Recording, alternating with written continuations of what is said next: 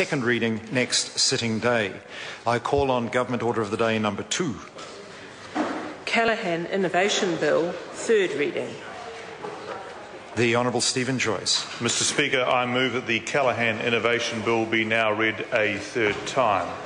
Mr Speaker, this is a special day in a special year for New Zealand's science and innovation community. Mr Speaker, this bill is the latest evidence of this government's absolute commitment to the growth and development of New Zealand's science and innovation system, alongside initiatives like the National Science Challenges, our increased investment in basic research, increased investment in engineers and scientists. In fact, 50-odd changes are part of our building innovation stream of the business growth agenda. Mr Speaker, an important part of the government's business growth agenda is ensuring there are better linkages between business, science, engineering and design, so that great ideas are commercialised and generate income and jobs for New Zealanders.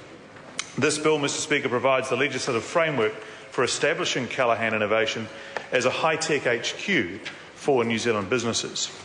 Callaghan Innovation will be a one-stop shop offering high-tech New Zealand companies the business innovation support they need, whether it be in science, engineering, design or technology, in order to become successful internationally. The organisation carries the name of the late Sir Paul Callaghan in recognition of his belief that science was not only about great ideas, but about getting value from those ideas through innovation and commercialisation. Alongside the passage of this bill through the House, Mr Speaker, the Government is currently finalising the detailed design of Callaghan Innovation to have it underway by the 1st of February next year. Cabinet will shortly consider its accountability and performance framework, what business innovation support functions will transfer from the Ministry of Business, Innovation and Employment, and how Callaghan Innovation will align with New Zealand Trade and Enterprise to ensure there is no wrong door for businesses accessing these sorts of government services. Mr Speaker, New Zealanders are great at coming up with smart ideas, but we do need to be better at turning those ideas into commercially successful high-tech products that we can then sell to the world. We need science, engineering and design expertise joined at the hip on product development, and we must encourage an entrepreneurial spark amongst our science and research community.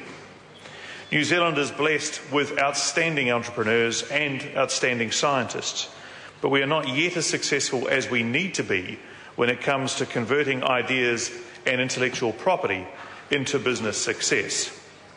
The challenge in this case is to fire up more of our young scientists so they see starting their own business or joining a startup team or an established innovation business as a viable alternative or indeed in addition to an academic career. In many ways, the pathway has been established, with some of our top businesses coming from entrepreneurs who have over many years applied innovative thinking to homegrown science and engineering.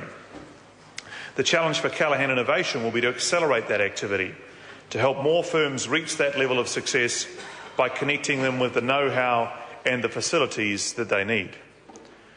Based in Auckland, Wellington, including the Hutt Valley, and in Christchurch, Callaghan Innovation will be strongly business-focused and responsive to commercial needs. Its initial focus will be on industries with high growth potential, such as food and beverage manufacturing, agricultural technologies, digital technologies, health technologies, therapeutics, and high-value wood products.